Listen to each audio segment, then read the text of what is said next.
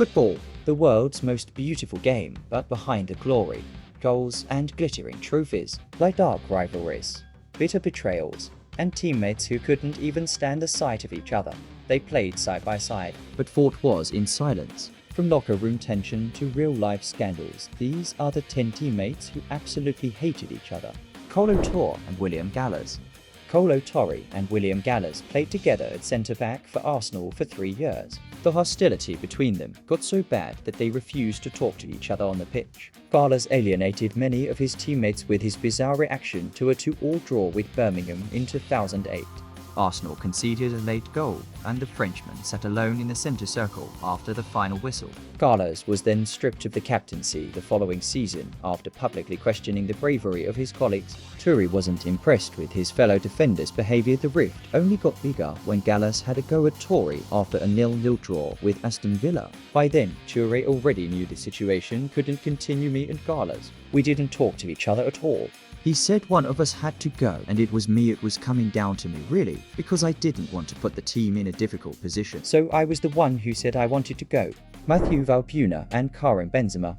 Karim Benzema is closing in on 100 appearances for France. If it wasn't for his long-running dispute with Mathieu Valbuena, he'd have reached a century of caps a while ago. In November 2015, Benzema was arrested for allegedly blackmailing Valbuena over the recording of a sex tape which supposedly featured the attacking midfielder. The French Football Federation soon suspended Benzema from the national team, and the striker missed the 2018 World Cup as the high-profile case rumbled on. The incident didn't help Valbuena either. He last played for Lille in 2015. Before the scandal came to light in 2021. Benzema was found guilty of conspiring to blackmail his former France teammate. The Real Madrid striker was given a 1-year suspended sentence and handed a €750,000 fine. Mauro Icardi and Maxi Lopez. A woman was also at the heart of the dispute between Mauro Icardi and Maxi Lopez, who played together at Sampdoria in the 2012-2013 season. Lopez was married to Wanda Nara, and the couple had 3 sons together. He became friends with Icardi, a fellow Argentine. Lopez helped him feel settled in Italy, and the pair even went on holiday together.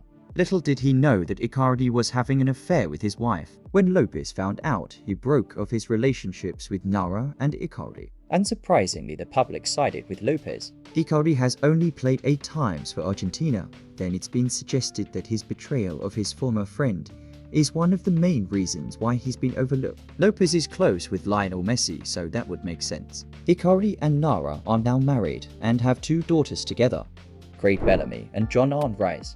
Throughout his career, Craig Bellamy was known to be a difficult character. The fiery Welshman often fell out with teammates, but the animosity between him and John-Arne Rice reached new heights. Ahead of a Champions League tie against Barcelona in 2007, IFA Benitez took his Liverpool team away for some warm weather training.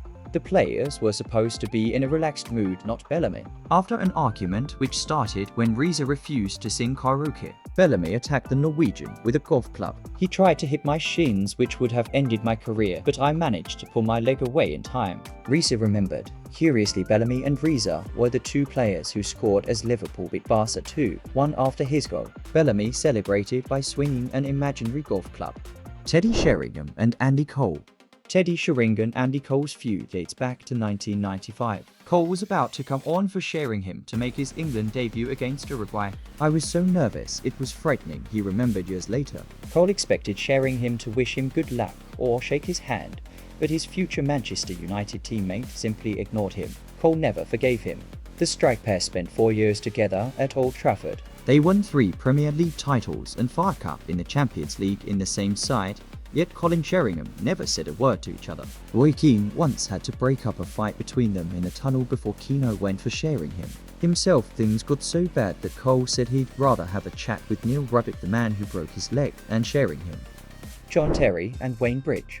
Now, you don't need to be a sports psychologist to work out why Wayne Bridge wasn't too fond of John Terry. Bridge dated a woman called Vanessa Parenzo for 5 years during his time at Chelsea. The relationship ended when the left-back moved to Manchester City in 2009, but the pair remained in touch as they had a son together. At that point, Terry allegedly had an affair with parent Cell. He tried to keep the story secret by taking out a super injunction.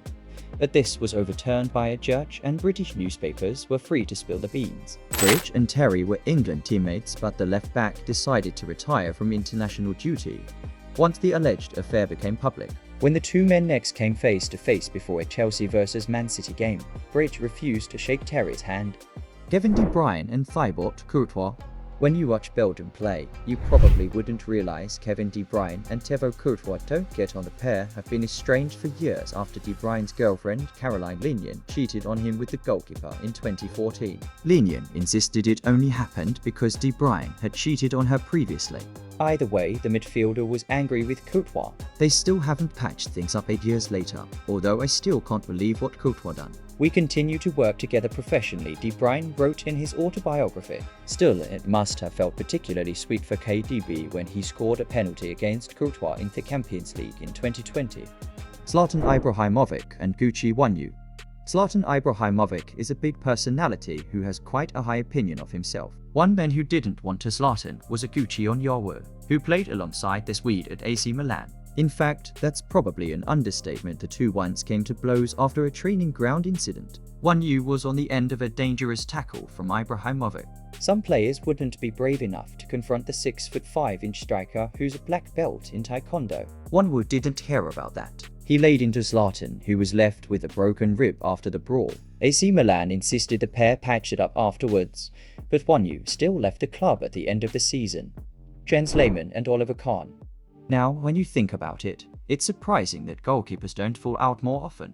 Jens Lehmann and Oliver Kahn were both competing to be Germany's #1. A little bit of tension was inevitable, to be fair. These two took it beyond a little bit of tension. Both wanted what was best for Germany, but there was genuine animosity between them. Lehmann first became Kahn's understudy in 1998. 5 years later, the Arsenal goalkeeper stated publicly that he should be Germany's first-choice shot stopper. Things quickly got personal. Lehmann poked funny Kahn after he had an affair with a 21-year-old barmaid while his wife was pregnant. A few years later, Kahn mocked Lehmann for losing his place to Manuel Almunia at Arsenal. Lehmann is constantly provoking, and he's been doing it for years, Kahn said in 2004.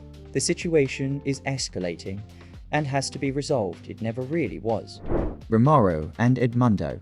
When two strikers have great on-field chemistry, it's easy to assume they're also close off the pitch. That wasn't true for Romario and Edmundo, who somehow managed to develop an excellent strike partnership despite their mutual dislike. The duo played together for Vasco da Gama and the Brazil national team. They both starred as Vasco beat Manchester United in the Club World Cup in 2000.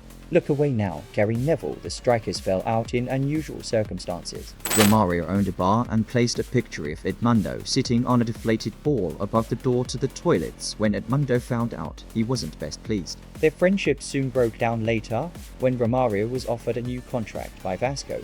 He said he'd only sign if he could take over the captaincy from Edmundo. Another time, Romario brought trunks and took a penalty which was supposed to be Edmundo's. Maybe he should have listened to his partner. Romario smashed the ball against the crossbar. Which feud shocked you the most? Tell us in the comments below. If you love the untold stories behind football's biggest names, hit that like button, subscribe, and turn on the bell icon, because we've got even more explosive football dramas coming your way.